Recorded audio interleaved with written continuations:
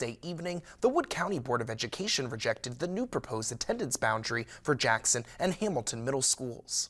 The rejected proposal was a 70-30 split, with the majority of the students going to Hamilton Middle School. This vote comes after the decision to close Van Deventer Middle School was made in September of last year. The vote Wednesday night was 4-1 against, with only board president Justin Raber voting in support of the split.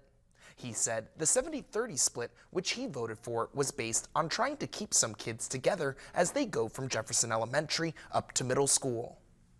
And where the students are coming from elementary school into the middle school, the administration decided that there were better or more proper opportunities to be able to keep kids from like Jefferson Elementary together as they go into middle school.